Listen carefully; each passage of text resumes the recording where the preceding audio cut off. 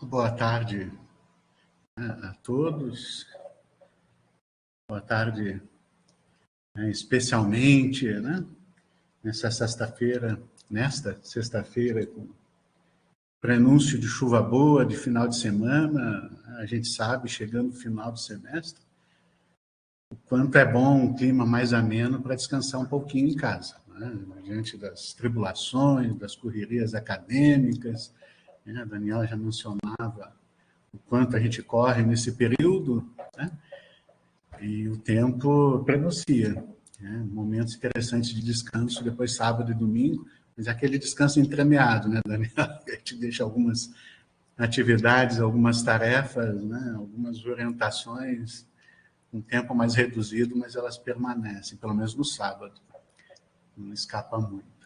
Então, fazer alguns apontamentos naquela perspectiva, né, que foi adotada aqui nesse ciclo de interações dos dois programas de pós-graduação, mencionando alguns aspectos do nosso grupo de pesquisa, né, o GPF-PF, Grupo de Pesquisa na Formação de Professores de Física.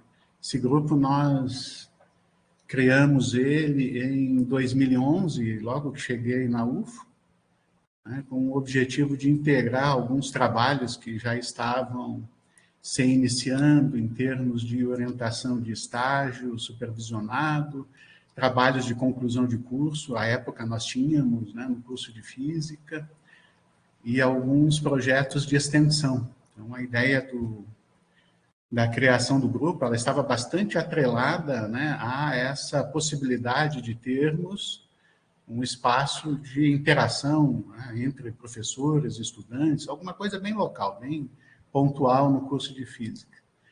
E conforme as atividades foram sendo ampliadas, desenvolvidas, né, as inserções em outros espaços, como é o caso da pós-graduação em educação, as interações, né, com outros colegas, especialmente orientando os professores de escolas, professores de outras instituições de educação superior, a ideia do grupo ela foi se ampliando um pouco, né, e também contemplando uma previsão de reuniões, de certo modo, periódicas, né, de certo modo, porque a gente acaba perdendo, né, a controle, digamos assim, se é que algum dia, né, aventamos essa ideia de controle, mas a gente acaba perdendo o planejamento inicial e as coisas vão acontecendo muito em virtude das demandas, né? Então, aquela previsão inicial de uma reunião a cada semestre, ela acaba não se concretizando, outras reuniões acontecem, né? A gente acaba tendo 2, 3 reuniões por semestre, eventualmente no semestre, né, deixa para uma reunião apenas no final. No período anterior à pandemia, as reuniões eram presenciais. Pós-pandemia, incluindo, né, o período de pandemia, as reuniões passaram a ser virtuais. Isso, eu diria que ajudou bastante no sentido da gente integrar uma quantidade maior de participantes, né, de possibilitar uma quantidade maior de participantes. A proposta do grupo, né, inicial era focar na formação do professor de física, mas as temáticas que dizem respeito às duas instâncias de formação do professor de física, formação inicial e formação continuada, acabaram nos levando, né, a ações, né, bastante diversificadas, inclusive em termos da formação dos que desenvolvem, né, essas inserções ou essas atividades de pesquisa. De modo que a gente tem hoje, né, uma participação de colegas que vêm para além da área da física, né, colegas da área da biologia, matemática, pedagogia, química, ciências contábeis. A gente tem uma participação bastante diversificada. Dá para você dizer que a perspectiva de acolhimento do GPF-PF, ela se dá na medida em que a formação do professor de física se insere num contexto muito mais amplo da formação de professores, né, da educação, das ciências humanas, das outras áreas que contribuem para as pesquisas que nós desenvolvemos no campo das ciências humanas. Então, essas duas linhas, elas são muito, digamos assim, específicas, né? Formação inicial, formação continuada, em termos da sua denominação, mas elas integram, como disse, colegas dessas outras áreas e perspectivas de pesquisas, metodologias de pesquisa, estratégias de análise de dados bastante diversificadas. E essa pulverização, né, de ênfases ou de metodologias e estratégias de análise de dados, ela é vista, né, com bons olhos no grupo. Nós desejamos essa pulverização. Não entendemos a pulverização como uma falta de profundidade. Nós temos grupos específicos ou subgrupos específicos que se dedicam, né, a determinadas intervenções ou abordagens metodológicas, e esses grupos, subgrupos, né, mantêm uma interação bastante efetiva, bastante intensa. E a ideia de não priorizar um determinado viés metodológico ou de análise de dados é para dar esse aporte, né, a todas as temáticas, questões que acabam confluindo nas pesquisas que envolvem a formação do professor de física. Então, a gente tem vários estudantes de graduação, mestrado, doutorado, professores, pesquisadores vinculados a escolas, universidades, institutos. Então,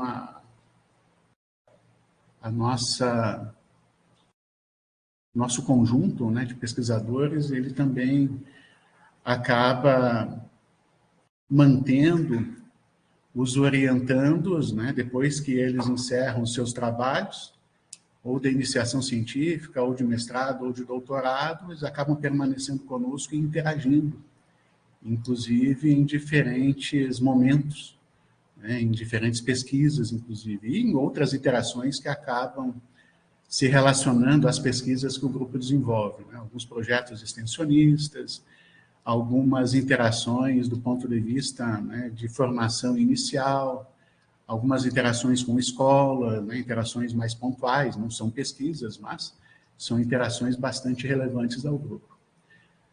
Ainda hoje eu fiz uma breve sistematização das temáticas que vêm aparecendo, né, nessas duas linhas de pesquisa. Então, na formação inicial, essas temáticas que pus aqui são aquelas que foram contempladas em algum projeto de pesquisa. Né? Já mostro também que os projetos de pesquisas, eles vêm especialmente, né, do mestrado e do doutorado. Né? São as principais formas de institucionalização desses projetos. Não são as únicas, mas são as principais. Então, na formação inicial, aliás, relações étnico-raciais, estágio supervisionado, motivações para a carreira do professor. A gente prefere não restringir carreira docente, né, até porque o professor faz muito mais do que a própria docência. Física moderna e contemporânea, uma temática bastante específica, né, que aparece também nessa linha de pesquisa. Educação do campo, na verdade, formação de professores da área de ciências para a educação do campo, então a especificidade da educação do campo bastante presente. Relações ciência, tecnologia, sociedade e ambiente, especialmente em três projetos de iniciação científica que estão sendo desenvolvidos. Iniciaram-se no ano passado, no edital da FAPEMIG, e permaneceram agora esse ano no edital da iniciação científica da própria universidade. Atividades didáticas experimentais, também uma temática que aparece nessa linha de pesquisa. Na formação continuada, a gente tem uma quantidade, né, de temáticas um pouquinho maior. Então, processos inclusivos, né, então, alguns aspectos da educação inclusiva, voltada, ou melhor dizendo, articulada ao ensino de física, a praxis do professor de ciências ou de física, e aqui a gente tem uma proposta mais ampla, né, professor de ciências, entendendo aí contribuições mais amplas, mais gerais, e que acabam se relacionando com algumas especificidades da formação do professor de física. Então, apesar do grupo ser voltado para a formação do professor de física, né, essas temáticas todas confluem, como disse. A alfabetização científica, nós tivemos dois projetos, né, de mestrado desenvolvidos recentemente, protagonismo estudantil, tecnologias digitais de informação e comunicação, tanto na perspectiva mais ampla, né, incluindo educação matemática, quanto numa perspectiva mais específica, onde são trabalhados objetos educacionais virtuais no ensino de física. Motivações para a carreira, né, uma pesquisa, então, que contemplou as duas linhas, tanto formação inicial quanto aqui formação continuada. As relações étnico-raciais também, né, no que diz respeito ao desenvolvimento profissional do professor de ciências, não apenas de física, né, professor de biologia, professor de química, professor de física. Relações de gênero, né, um projeto contemplou aspectos, né, relacionados à praxis do professor de ciências, cultura nerd, argumentação científica, cinema e desenvolvimento profissional. Projeto que, inclusive, a professora Daniela, né, nos ajudou, né, na finalização lá no momento da tese. Alguns princípios acabam se destacando, né, nessa diversidade de temas, de projetos de pesquisa, né, que dizem respeito a referenciais e abordagens metodológicas do ponto de vista da pesquisa qualitativa crítica, né? E aí nós assumimos uma definição do Norman Denzin, né, quanto ao que vem a ser a pesquisa qualitativa crítica e quais são as suas características e implicações no que diz respeito ao trabalho do pesquisador.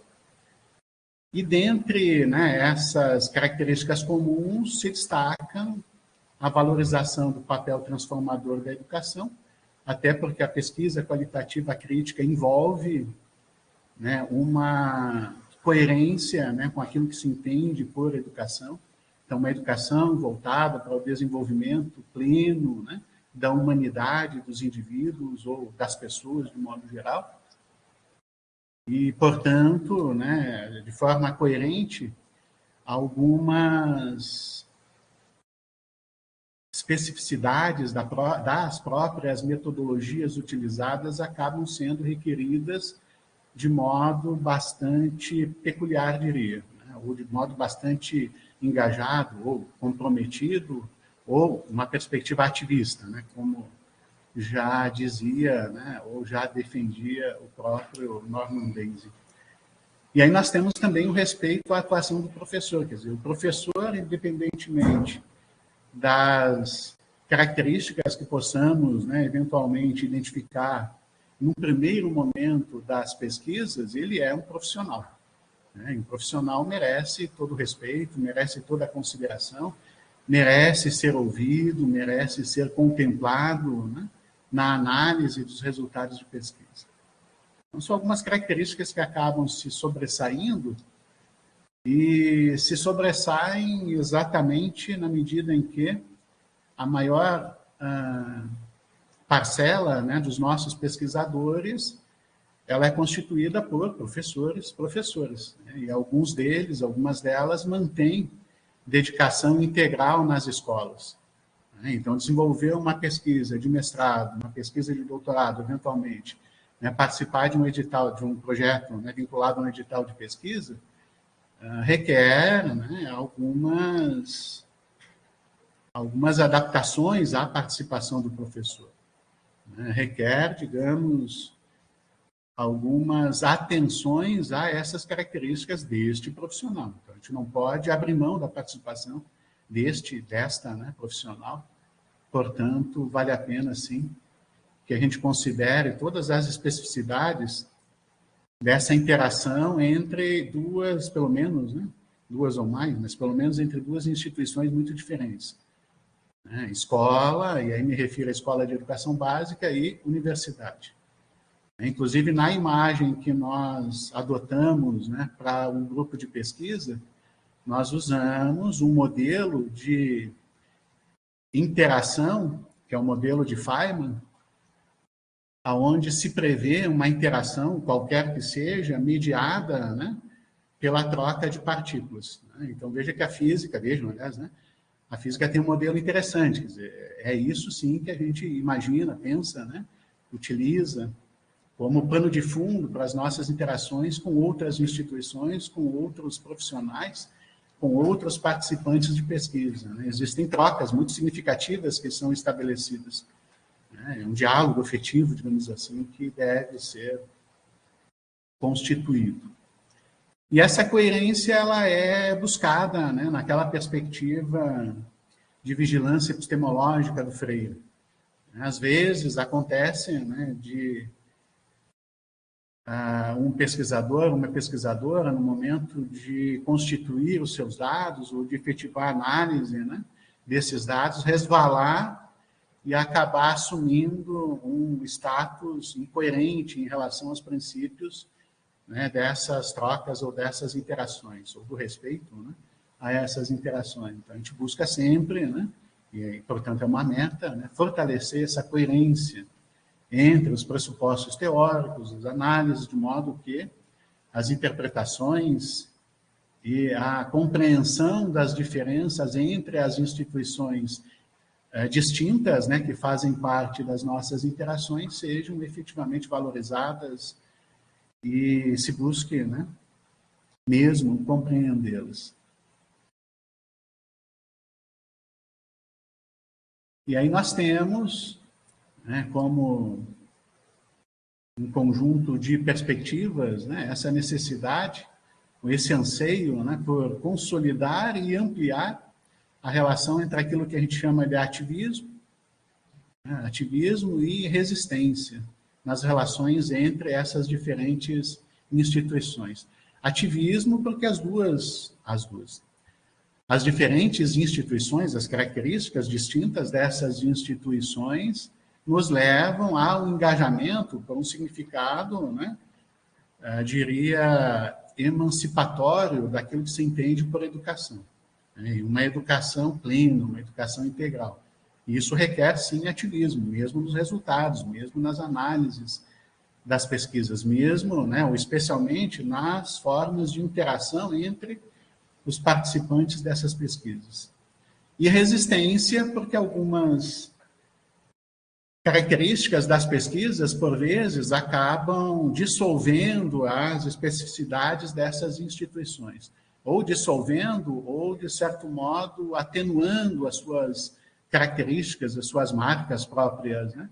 Portanto, há necessidade de uma resistência, quer dizer, há necessidade, sim, de se resistir àquela ideia, né, de homogeneizar todos os espaços investigados, de homogeneizar as formas ou os resultados de análise também, né? Portanto, ativismo e resistência. Entre as duas principais, entre as relações que ocorrem, né, com as duas principais instituições envolvidas nas pesquisas, escola e universidade. E quando fala de ampliação significa também, ou resistência, né? Significa também a gente buscar ampliar os apoios à institucionalização das pesquisas. Quando a gente fala de institucionalização, quando a gente fala de apoio às pesquisas em ciências humanas, especialmente, né, na educação, a gente conta, né, com uma falta de recursos que é muito significativa, impactante, diria, né, no volume de pesquisas que se pode desenvolver nessa área, e também olhando, né, o histórico recente, o passado recente, né, nós temos um apagão que, por vezes, se intensifica no fomento às pesquisas que são desenvolvidas nessa área, né, ou nestas sub-áreas. De modo que as nossas pesquisas, ou as pesquisas do GPF-PF, elas são institucionalizadas, como disse, principalmente através dos projetos de mestrado e doutorado, a maioria deles com apoio CAPES, ou CNPq, ou FAPEMIG, né, mas são projetos que são institucionalizados, né, sob a perspectiva da pós-graduação. E poucos projetos, né, que estão vinculados a editais, FAPEMIG, CNPq, e outros projetos também, numa quantidade bastante reduzida, que estão vinculados a programas de iniciação científica. E aí, quando a gente fala de programas de iniciação científica, tem um detalhezinho, né? conseguir bolsistas de iniciação científica no curso de física, no curso de química também, imagino, né, José Gonçalves, é um parto, a gente não consegue. Né? São pouquíssimos estudantes, as turmas são muito reduzidas, e os poucos estudantes que temos, eles vão para outros programas, né? PIBIC não, PIBID e resistência, não é resistência pedagógica, é quem dera fosse, né? Mas a residência pedagógica. Até a ideia de residência poderia virar resistência também, seria interessante. Então, essas são as formas de institucionalização. Há necessidade de ampliar, por exemplo, projetos institucionalizados nas escolas. Nós não temos nenhum projeto que esteja institucionalizado, né, na escola ou a partir de uma demanda da escola. E isso também, historicamente, sabemos, se deve, né, à própria fragilidade dessa instituição escola enquanto um lugar de produção de conhecimento.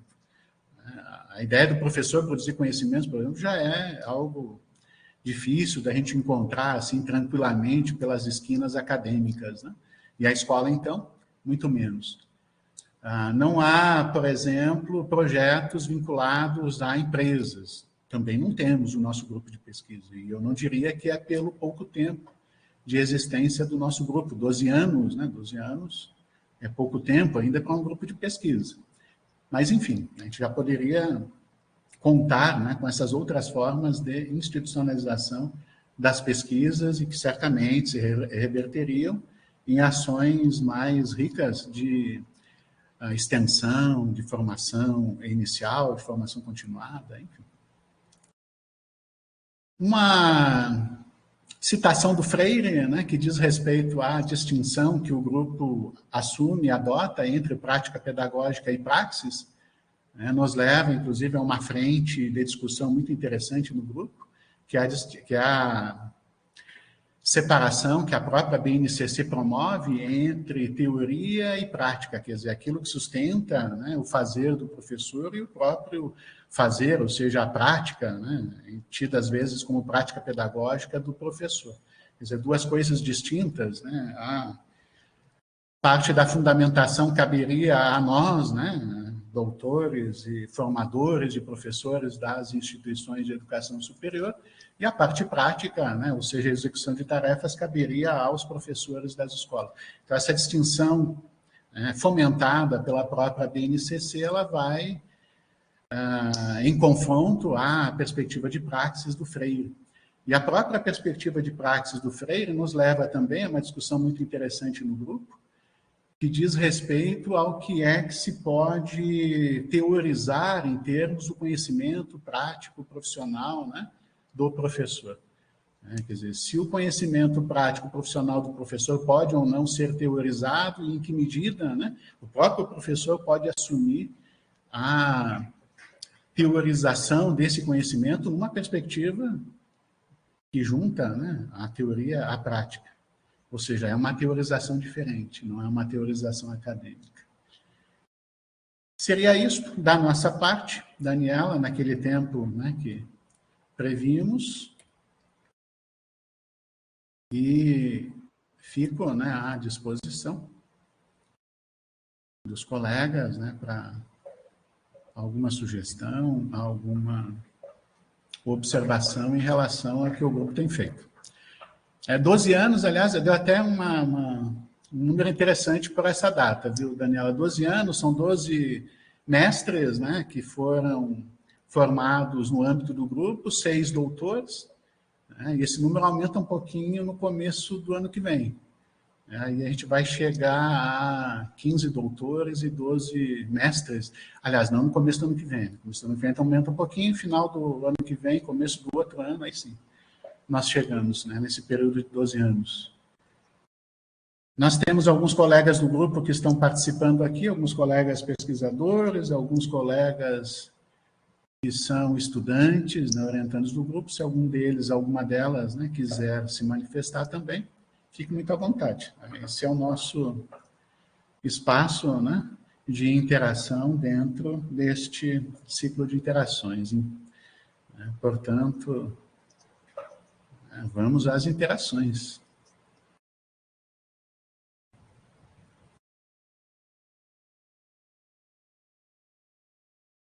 Estou achando que a Daniela teve aquele problema de oscilação de rede, viu, Zé Gonçalves? Pois é, aqui pelo menos está uma chuva pesada, não sei. Não sei se aí também na sua casa?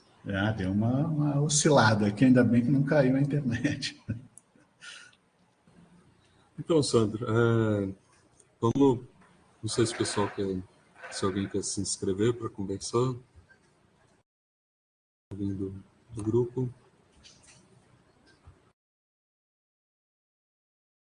Arlindo, Leandro, Vladimir.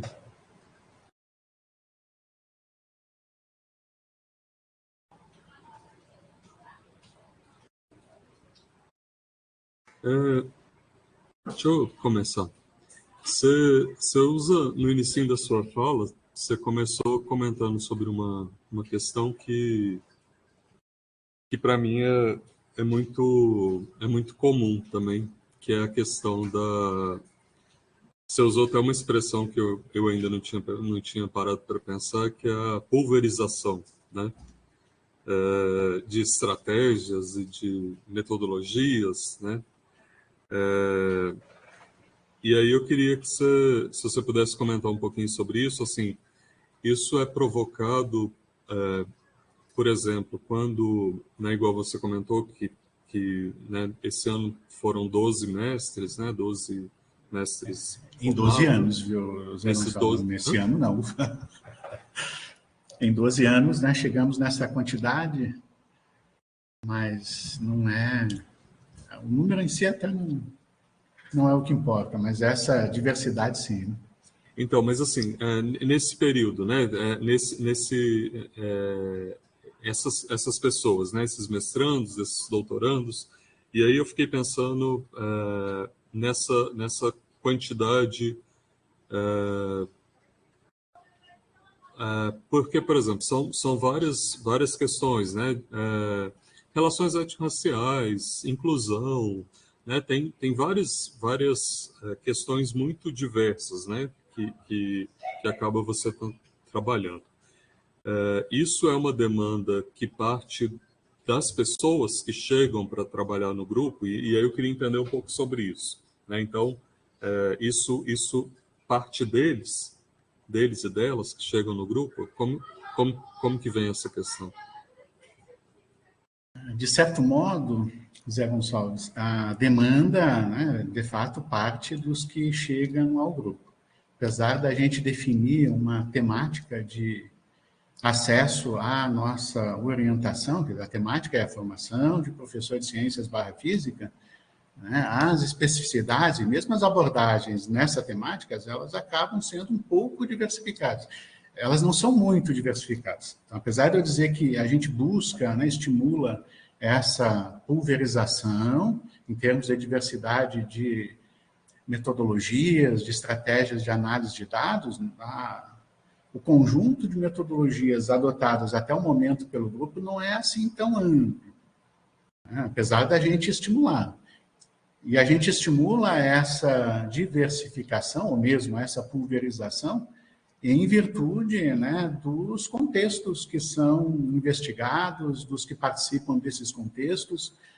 Então, não há como eu definir, por exemplo, aos orientandos, ou aqueles que chegam ao grupo, vocês têm que trabalhar com hermenêutica de profundidade, né? Eu gosto muito. Né? Ou vocês têm que fazer um trabalho etnográfico, eu gosto muito. Né? Mas poucos deles se inseriram na hermenêutica de profundidade, nenhum ingressou, por exemplo, na etnografia, a maioria ficou mesmo com pesquisa participante, né, ou em termos de análise de dados, ou análise textual discursiva, análise de conteúdo, agora a análise do discurso, e a análise do discurso também nos leva a uma perspectiva metodológica um pouquinho diferente. Apesar da gente estimular, né, que os orientandos, especialmente os doutorandos, se aventurem nessas abordagens mais distintas, né, isso não se observa no grupo. A gente acaba ficando mesmo naquelas metodologias mais conhecidas ou mais digamos assim, difundidas. Mesmo nessas metodologias, qual é o objetivo, qual é a meta? Tem que ser, né, tem que se buscar uma pesquisa qualitativa crítica. Então, não pode ser uma pesquisa qualitativa que fica achando que, porque estabeleceu alguma análise estatística, a metodologia vai se chamar quali-quantitativa. Não, isso não existe. Aí seria incoerente. Tem que ser uma pesquisa qualitativa crítica. E a gente não pode concluir, por exemplo, numa pesquisa, né, que o professor é o grande responsável pelo fracasso do ensino de física, ou pelo ensino de ciência. Não pode, porque isso é incoerente. Né? Isso estaria contrariando a perspectiva do ativismo. Eu não posso, por exemplo, no grupo de pesquisa, e aí entra a vigilância epistemológica de todos nós. Né? Todos nós que digo, vejam, não são só os integrantes do grupo. Nas bancas, a própria Daniela, inclusive, já nos chamou a atenção nas suas intervenções. Olha, vocês estão adotando uma tese ou uma dissertação, vocês estão adotando aqui uma perspectiva, né, que reduz o que se entende por processo de ensino e aprendizagem. Aí, sabe, tem que retomar, algumas coisas passam, né, no primeiro momento. Eu prefiro crer que não passem, né, do segundo ou do terceiro momento.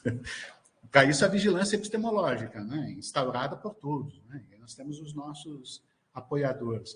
Uma outra perspectiva que a gente evita, né, e até mencionava isso num outro encontro de grupos de pesquisa, é adotar, por exemplo, os parâmetros legais ou as diretrizes legais como sendo inspiração para práticas inovadoras na educação. Por exemplo, metodologias ativas. Se é para criticar, tudo bem. Se é para adotar a metodologia ativa naquela perspectiva da BNCC, bem, não vale a pena, né, a gente perder muito tempo com isso. Por exemplo, o que se fazia algum tempo atrás, né, sou solidário, né, aquele tempo em que fazíamos isso. No tempo dos parâmetros curriculares nacionais, nós tínhamos muitos pesquisadores, inclusive orientadores de alguns de nós, que faziam parte dos grupos. Né? E eram perspectivas encantadoras, fascinantes, né? Mas não se pode adotar aquele tipo de perspectiva como norte para uma pesquisa desenvolvida pelos professores. Senão a gente está dizendo que, olha, parem de acreditar em vocês, acreditem em nós, professores, pesquisadores, né, de instituições de educação superior. Você vê, então, é nesses termos que a gente cutuca, né, na medida em que nos cabe, viu, Zé Gonçalves, e quando, né, o pesquisador diz, olha, eu quero fazer assim, bem, é a autonomia dele, né? A autonomia também tem que ser desenvolvida do pesquisador. Ok? Mas na medida do possível a gente estimula, né? A gente cutuca, né? E espera, né, que essa diversidade, que essa pulverização aconteça.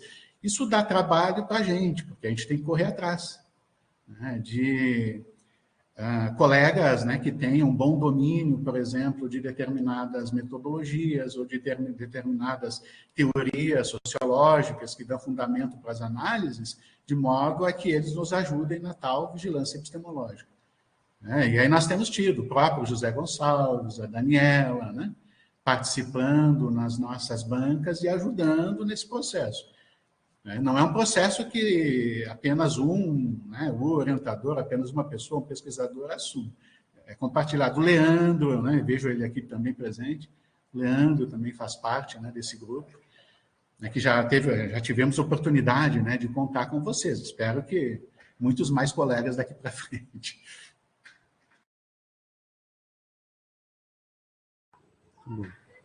Daniela, eu acabei passando à sua frente da conversa porque você tinha caído, e aí eu fui perguntar para o Sandro sobre a questão da diversidade de temáticas, né, que acaba tendo que trabalhar, sobre se isso era algo que vinha dos alunos, né, que o procurava, principalmente alunos que vinham do mestrado, doutorado, ou se eram temas que ele propunha para as pessoas que estavam procurando. Na hora que você ficou sem energia, né, um período aí. A Daniela sem energia? Duvida, hein, Daniela? Aqui o apartamento tá, eu não, ainda bem, né, Sandro? Eu acho que tinha alguém antes de mim com a mãozinha levantada, só que eu não vejo aqui pelo celular.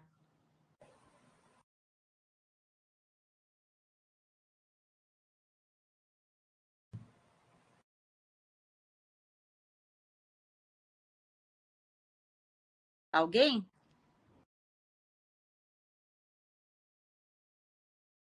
Eu só vejo a sua mão mesmo, viu, Daniel? Aqui eu não consigo nem ver quem é que está na reunião no celular.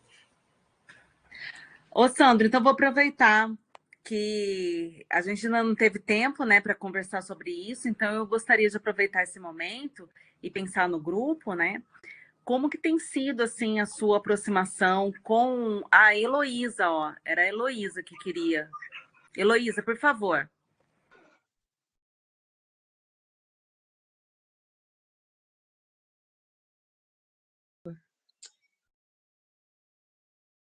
O aplicativo ele está travando. Eu vou tentar acessar pelo computador agora. Só um momento. Se eu estou pelo celular.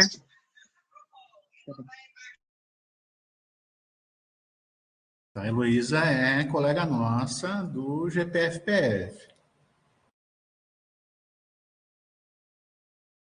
Nesse momento ela é orientanda, viu? Mas é pesquisadora orientanda. Diga, Daniela. Quantos professores estão com você nesse grupo? São muitos professores, viu, Daniela? Muitos deles egressos, né, do próprio programa de pós-graduação. Né? Muitos professores. Nós somos em torno de 11 professores no total. Alguns professores de universidade, de escola, né, eles acabam permanecendo no grupo como professores pesquisadores. Da UFO, nós somos eu, o professor Emerson, aqui do nosso instituto, do ICEMP, a professora Sorandra, né, que é ali do Instituto de Física, mas que atua em Monte Carmelo. São os professores da UFO. E nós temos, né, a Mara, né, para quem não conhece, minha esposa, a Mara é professora da UENG, então foi uma interação que nós estabelecemos bem no começo, porque ela estava desenvolvendo alguns projetos de modelagem matemática na UENG, e eu estava desenvolvendo um projeto sobre resolução de problemas no ensino de física, né, e no campo da formação continuada de professores. Aí nós desenvolvemos uma parceria acadêmica, né, não foi conjugal, uma parceria acadêmica e acho que foram uns 2 ou 3 projetos. Um deles está em curso, inclusive, no momento. Mas são vários professores. Eu não arriscaria dizer que são exatamente 12, porque tem alguns que estão assumindo cargos, né? E já são pesquisadores. Ô, Sandro, enquanto a Heloísa não entra, então, a minha outra pergunta era em relação à sua aproximação com os centros e museus de ciências que você tem trabalhado. Deu para escutar? Escutei. Ah, tá. Então, essa foi uma interação bacana, né, que nós constituímos com o grupo do professor Pedro Colombo Júnior, ali da Universidade Federal do Triângulo Mineiro, Beraba, a partir de um evento da área de ensino de física. Eu conhecia o Pedro à distância, no evento a gente pôde conversar um pouquinho, depois houve convites mútuos, né, para bancas aqui e lá, e nisso ele constituiu 2 projetos, né, voltados à educação não formal em museus. Nós estamos, no momento, participando dos 2, inclusive estamos convidando, né, a professora Daniela a integrar também este grupo. E aqui na cidade nós temos algumas inserções, eu digo algumas inserções porque não é um projeto específico, né? É uma atividade do projeto lá com o Pedro, no MUSAI, né? Que é o Museu de Antropologia de Ituiutaba. Nós não temos Museu de Ciências Naturais, mas temos o MUSAI. Então a gente está trabalhando ali com algumas atividades ainda, né, no momento inicial junto ao MUSAI. Não é uma interação institucional com o MUSAI, são atividades no MUSAI a partir do projeto lá com o grupo do Pedro Colombo, Daniel Vigli, né?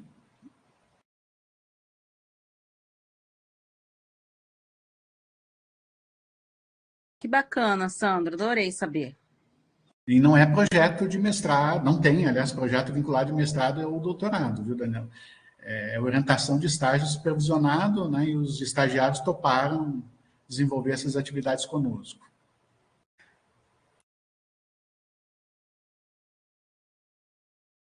E uma das referências que a gente usa, Daniela, Franco Carvalho. Nossa, 20 anos já trabalhando com museus. Capaz que já não temos muitas referências, citações suas lá, viu, Daniela? É, né? Que coisa boa, Sandro. Adorei saber. Coisa boa mesmo. E esse museu de antropologia que vocês estão... É antropologia mesmo? Museu de Ou é... Antropologia de Ituiutaba. Ah, é? Mas É ele está Musai. vinculado... Não. Oi? Ele está vinculado à UFO? Não, ele não é vinculado à UF, ele é vinculado Não é. à Fundação Cultural da Ituiutaba, à prefeitura, né? Prefeitura municipal. Entendi. Que legal. Alguns cursos interagem há mais tempo com o Musai, viu? O próprio curso de Química, o curso de Biologia, de História e Geografia, né? Eu conheço um projeto do curso de História aqui do nosso campus, antigo já, né? Que é desenvolvido em parceria com o Musai. Inclusive, a gente tem usado resultados deste projeto. Então, física, do curso de Física, é a primeira interação que nós estamos mantendo. As escolas, né, vão com muita frequência, né? As escolas fazem visitações, geralmente levadas pelos professores de História. Sim. A escola do História meu e filho, Geografia. por exemplo, faz segunda-feira lá.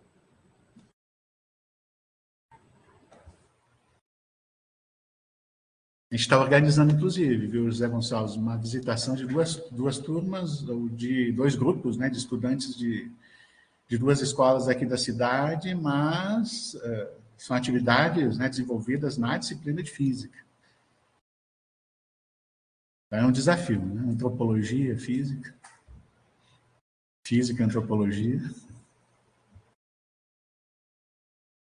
Muito bacana, adorei saber. A Heloísa, será que ela voltou? Consegui voltar, eu mudei agora de aparelho. Heloísa, por favor. Boa tarde, professor Sandro. Boa tarde, professores. Então, eu sou orientanda do professor Sandro, já venho do mestrado com ele, agora estou no doutorado. E eu acho uma característica muito importante do professor é que ele sempre está aberto a acolher as nossas ideias, as propostas que nós chegamos, né? Igual eu falei assim, professor, gostaria de trabalhar a temática de inclusão voltada para o ensino de física. Então, ele conversa conosco, ele também busca se inteirar sobre o assunto, ele traz bastante referência, assim, olha, encontrei um texto, vamos dar uma olhada, será que ele se encaixa na sua proposta? É exatamente isso que você está pensando? Então, acho que essa parte assim, do professor está sempre próximo da gente, a orientação dele é sempre constante, mas aquela orientação que acaba podando a nossa autonomia. Ele vem, orienta, conversa, então isso é muito importante para a gente. Bom, no doutorado agora estou com uma proposta que é um pouco diferente, que ainda não tinha tanto material na física, ele sugeriu algumas outras possibilidades, outras entradas, e a partir também de professores que participam das bancas, de estudantes tanto do nosso grupo quanto de outras bancas que o professor está, ele acaba trazendo esse intercâmbio para que a gente possa conhecer melhor outros trabalhos, igual do professor Desidério, que esteve na banca da Lídia, ele indicou para que eu pudesse trabalhar a questão da análise de imagens, que eu vou trabalhar a questão da alfabetização visual, né? E falou assim, olha, uma possibilidade de trabalho do professor Desidério, aí até consegui desenvolver participar de uma disciplina na Unesp com o professor Desidério de forma online. Então, essa parte do professor, ele está sempre aberto, nos recepcionar, e ele realmente ele dá a direção que nós precisamos. Às vezes a gente chega com uma ideia muito ampla, ele olha, o que realmente você gostaria com essa sua ideia? Qual que é o objetivo? Então, ele começa a ajudar a gente a trabalhar melhor esse foco também. E tem um aspecto que ajuda, né, Luísa, que é o fato de vocês estarem no doutorado. Porque o doutorado é buscar searas novas, né? Produzir coisas... Aliás, não é produzir coisas, muito cuidado. É produzir, né, algo que ainda não existe. Então, é uma aventura conjunta. Isso. E sem contar que o professor também compreende os nossos diversos contextos, né? Tem colegas que estão trabalhando, colegas que estão com bolsas, nós temos famílias também, eu tenho um menino pequeno, uma menina menor. Então, o professor ele faz essa diferença também para nós como orientandos. Não só a questão acadêmica, mas também o pessoal que ele faz assim, olha, pondera, às vezes acalma um pouquinho, observa. É a ideia, hein, Luísa e colegas, é a ideia de aproveitar todas essas contribuições, né, que vocês, os orientandos, trazem ao grupo. Então, a Heloísa nos trouxe muitas contribuições, né? Trouxe toda a família contribuindo. Isso para o grupo é um espetáculo. E o Lucas agora no doutorado. E cultura visual é a praia também da Daniela, hein, Heloísa? Você sabe que a Daniela já está na nossa banca, ela nem sabe. Sim, tem alguns textos da professora que eu já pesquisei, vou utilizar nosso referencial também. Espetáculo. Eu acho bacana, Heloísa, isso que você está trazendo, porque o Sandro, eu falo que ele tem um cartão fidelidade comigo, né? Porque está sempre presente em muitas bancas, e mesmo assim, a gente não tendo um projeto em conjunto, né? Uma pesquisa em conjunto, eu acho que o Sandro é sempre assim, muito ponderado nas bancas, muito sensível. Então, eu imagino que ele também deve ser um excelente orientador, né? E adorei, viu, Sandro, assim, saber dessa trajetória do grupo que vocês vêm fazendo, porque tem um carinho mesmo muito especial pelo que a gente foi construindo junto, de respeito, né, nas nossas orientações, de colaboração. Então, acho que o que a Heloísa traz acho que é aquele fio condutor do grupo mesmo, né? Que bacana.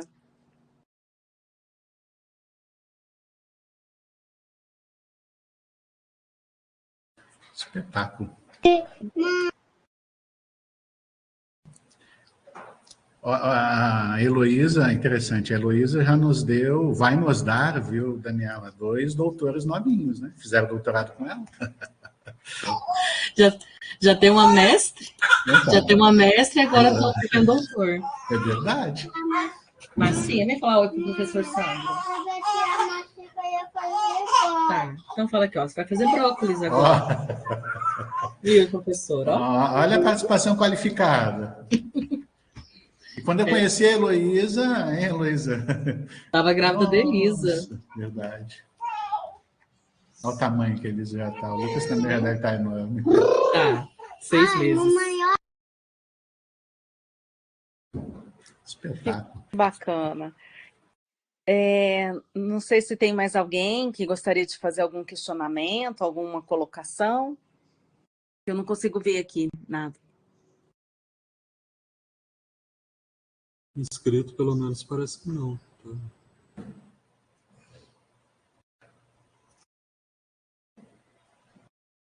Então, Sandro, não sei se você quer fazer um fechamento, algum outro comentário.